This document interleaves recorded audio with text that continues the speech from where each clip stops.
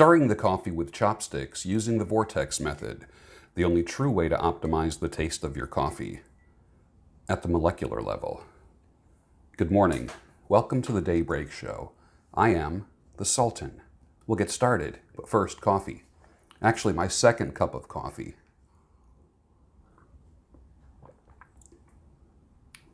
Perfect. This is my Ethiopian that I roasted and ground, and I actually made it in a percolator today with cream and a touch of brown sugar. Perfect, perfect. And sometimes I take the tiniest pinch of Himalayan salt and put it in the brew basket. Perfect. A little bit later today, I am getting ready for work, so I am freshly showered, not as gnarly looking. Some people say, dude, you need more sleep or more, people commenting on how I look. Here's my comment on that. I'm fucking old and it's daylight. What else can I say? I look so much better in the dark. I really do. So maybe I should keep doing stuff in the dark. But I'm an old guy. You'll be an old guy. You'll be an old gal someday too. And that's all right. Nothing wrong with that. I'm pro-aging. I'm not anti-aging. I'm pro-aging. Nobody can anti-age. That's bullshit. When you see anything with the phrase anti-aging on it, just fucking run. For real. I'm heading to the salon today. Clients start showing up at noon today, so I have a little bit of time in the morning. NRK and halogos. The most important thing that I ever said on Twitter. Ever. NRK and halogos.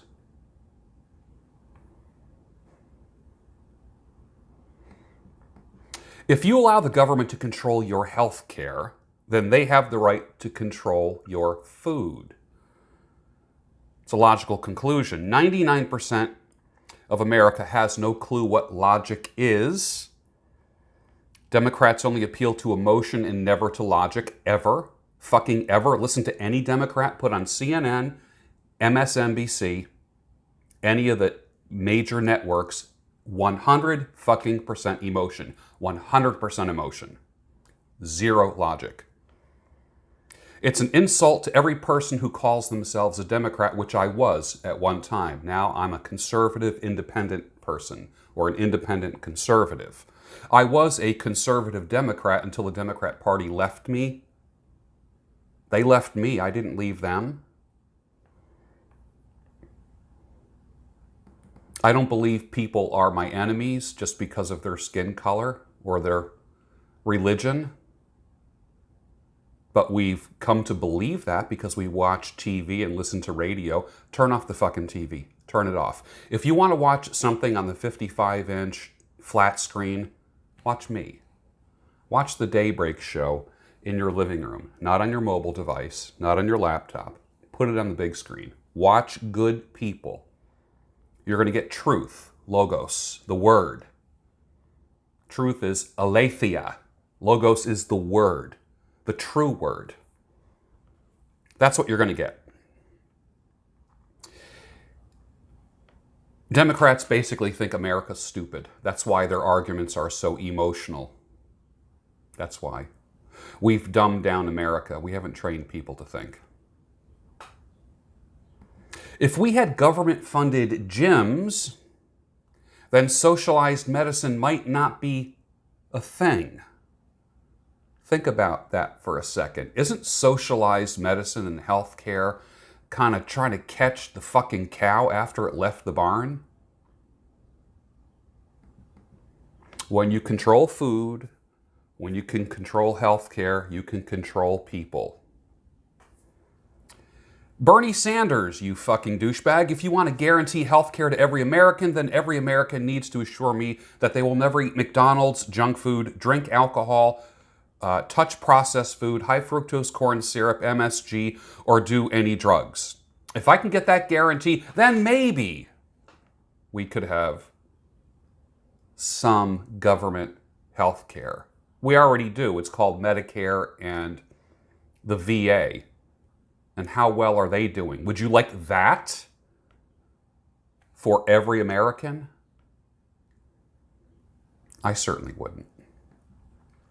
My baby moves at midnight, goes right on till the dawn. My woman takes me higher. My woman keeps me warm. Barry Gibb, 1976. Never play the dummy or punching bag just so others can have a laugh.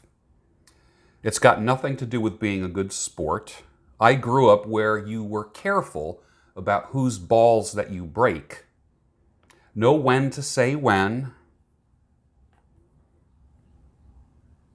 Keep that in mind in your groups, in your discussions, in your Google Hangouts where there's anywhere between 3 and 7, 6, 7, 8 people on a Google Hangout.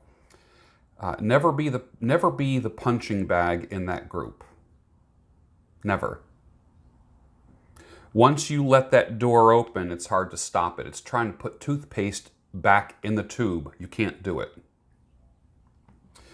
My brothers and I have 2 brothers. We were raised by a player, a ladies' man, a womanizer. And there's pros and cons to that. The pros are that you end up with 100% confidence and 0% fear in most areas in life, almost to your detriment. That's one of the cons right there. That's one of the things against it. We can't even fathom that there's people that have to teach young men how to have game, learning game. What the actual fuck? Even my grandfather, player, as I hung up the phone, it occurred to me he'd grown up just like me. My boy was just like me. Children, young boys, almost inherit your behavior by watching it, not by listening to it. Watch. I teach this all the time. Watch what they do, not what they say. When it comes to children, they do more watching than listening. This is a message from Peter Vidensky from Eastern Europe regarding my interview with Rollo Tomasi. Great interview. I cannot stop appreciating George's style. Rollo is a great inspiration even for men in Eastern Europe where the situation is not that bad as it is in the West. Keep up your good work for our sons and grandsons. Stand together. Thanks again. Thank you, Peter, for that. The park is full of Sunday fathers and melted ice cream. I'm so happy that I can't stop crying. I'm so happy I'm laughing through these tears. Toby Keith, 1997. In America, you can go from father to visitor with one swipe of a judge's pen. And if you display any outrage, you'll get even less than visitor. You can go from tucking your kids in every night, and this is one of the things, out of all the things I love about America, this is one of the things I fucking hate about America. You can go from tucking your kids in every night to only taking them out for ice cream on Sunday afternoon.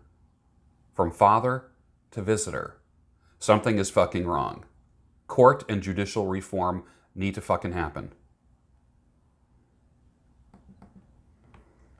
Every person or group that I know has a fatal flaw. Fatal flaws do reveal themselves in time. If someone points out your fatal flaw, deal with it, neutralize it, or get prepared for the slow death spiral. What is your fatal flaw? List it down below. I want to hear what you feel that your weakness is. The Punisher, the first Punisher movie, it's a great, good, eventually overcoming evil film. I recommend that everybody watch it. Although I'm not a vigilante kind of person, I do enjoy vigilante kind of movies.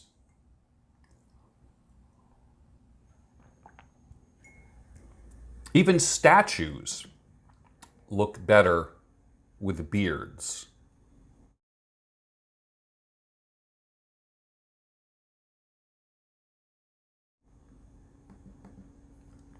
The blank is not a sex organ. I took a poll. The blank is not a sex organ, according to E. Michael Jones. 37% said back door, 21% said belly button, 18% said collarbone, and 24% said Nibiru. I have this theory that half the people with handicap placards in their windows in their cars aren't even handicapped. Nice Christian women demonize alcohol, would never go into a liquor store, but they get smashed on their own kombucha. Shh, don't tell anybody kombucha has alcohol in it, okay? They're telling everyone that it's negligible.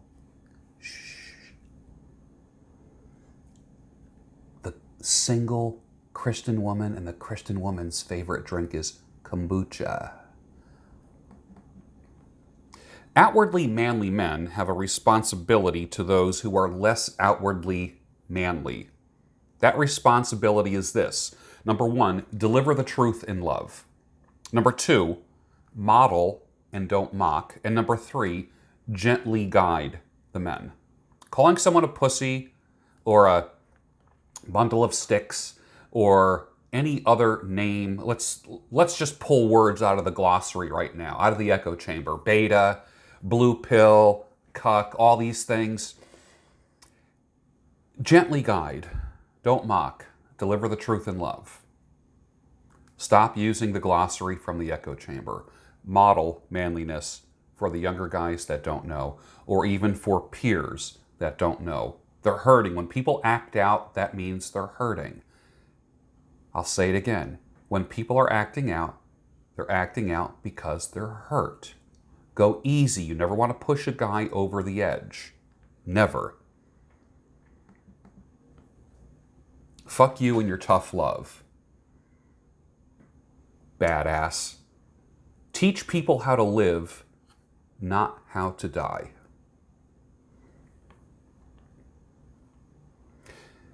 I talk with T21 Surfer often on Twitter. If you're not following him, please do so, T21 Surfer. I'm amazed at the observational insight. Give a follow. No fake-ass echo chamber, pie-in-the-sky take on life. And I hope that he publicly starts sharing his gems. One of the first things that people say who've been out of America, out of the States for years, is that when they come back, they notice that most young men talk with an effeminate affect. Listen to any YouTube channel with everything from teenagers to millennials up to early boomers. They all sound gay. Globalist mission accomplished. And that's unique to America.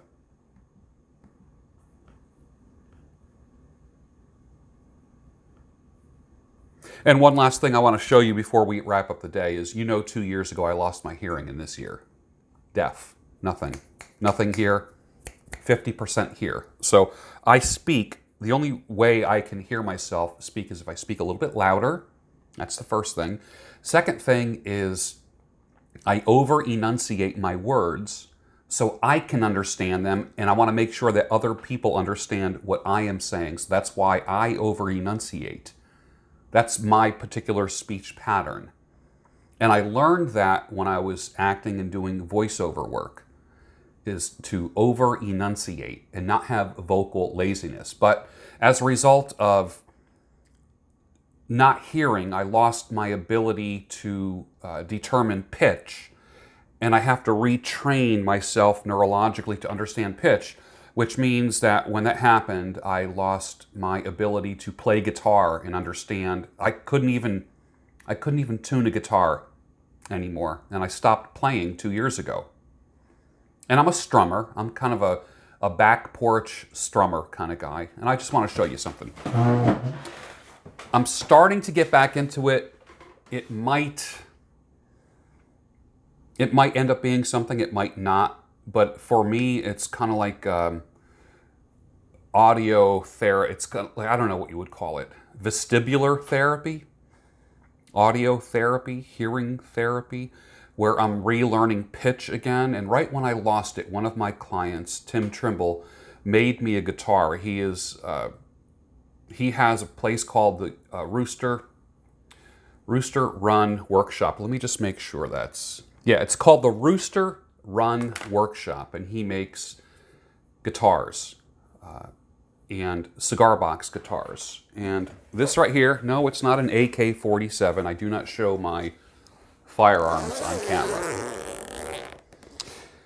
Tim Trimble, I cut his hair, trim his beard, is a artisan, a luthier, who makes stringed instruments. He made this for me.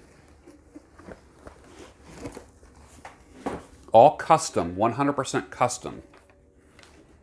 This is unbelievable. He saw an Indian motorcycle cigar box and thought of me immediately and made me a cigar box guitar.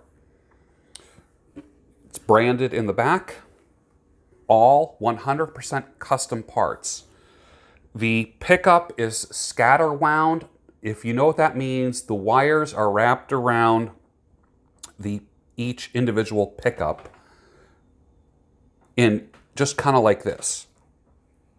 Just wound like that, rather than this perfect, it's not like a fishing reel, like a spool.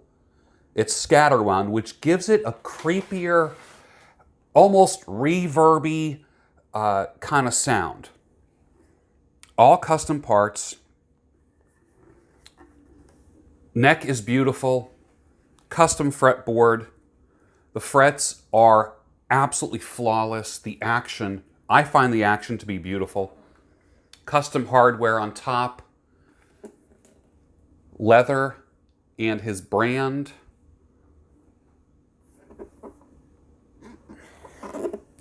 I can't even guess how much this would cost on a retail level.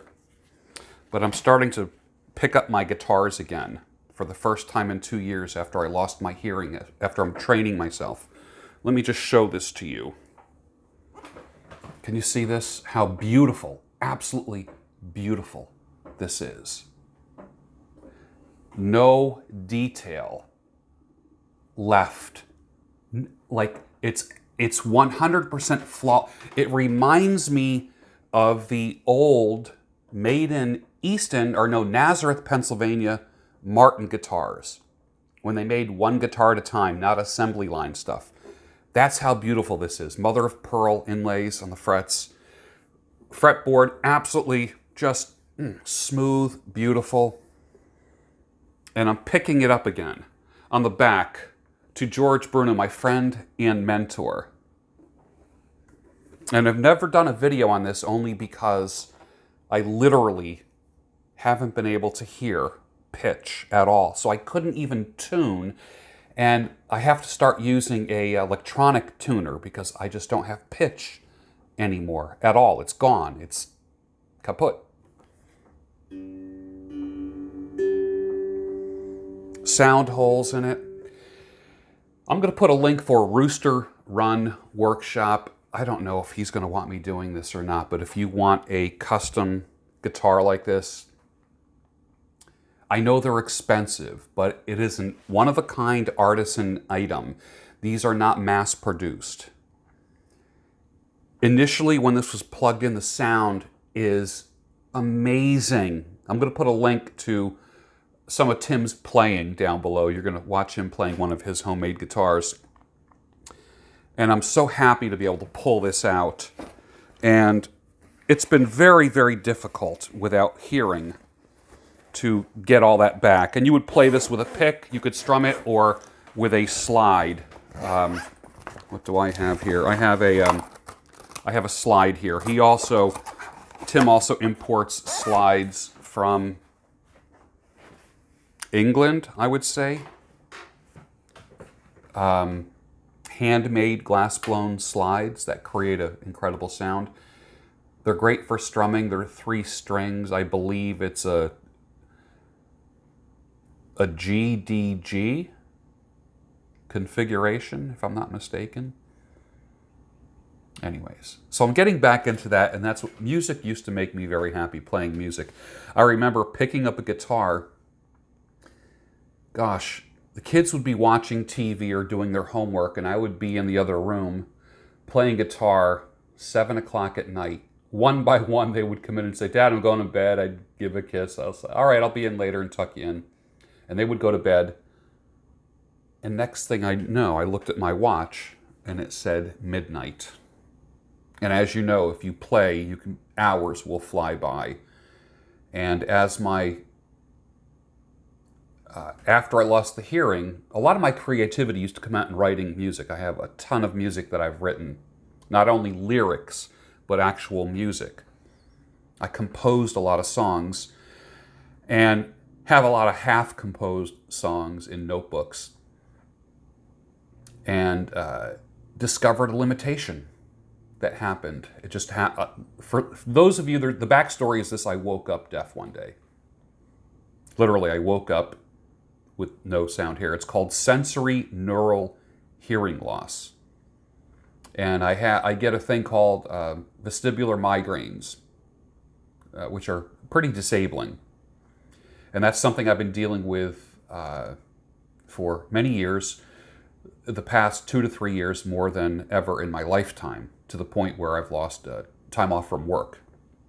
And things have been unpredictable in that way. And if you're dealing with vestibular disorders, vertigo, nausea, that kind of stuff, tinnitus, ringing in the ears. I don't have ringing in my ears. I have screaming in my ears. So loud that I have to speak loud to actually overcome the noise. Like if you had headphones on and you were talking to, and you were listening to Metallica at full tilt, you would have to speak louder to people because you can't even hear yourself. The ringing in my ears, the screaming in my ears is louder than my voice, and that's 24/7. And it's been that way for a few years now. So that's one of the things that I've had to overcome, and literally it took me over a year of grieving the loss. I can't even imagine people losing a limb or sight or use of their legs or having a body-related disability. Losing my hearing, I grieved it for a year. You can even see places in my video. I can show you when it happened. And my spirit was beaten down because of that. And hoping and praying, keeping my fingers crossed that it was just temporary. But deaf as a doorknob here. And 50% here. Yet I kept going. And it initially, like I said, it made me very depressed because I'm so used to overcoming things. So there's nothing I can do to overcome it. I can compensate and relearn things. So actually my speaking has gotten much better since then because I'm overcompensating for it. As far as music, I haven't picked up a guitar in 2 years. And that's been very difficult because that was something that I did 7 days a week for many years. To the point where I was even leading worship in church. Had a small band in church. And my kids were raised going to worship team practice with me on Saturday mornings and one night during the week. And then that all stopped because I couldn't hear anything. And getting it back, and that's one of the reasons why I love my bone conduction headphones, because the sound comes to me through vibrations, through the bone, as opposed through the actual eardrum. So if you have any kind of vestibular disorder or vertigo, I'd love to hear about it. Tell me about it. And we can fist bump each other and talk about solutions. Turn off the TV and finish your coffee.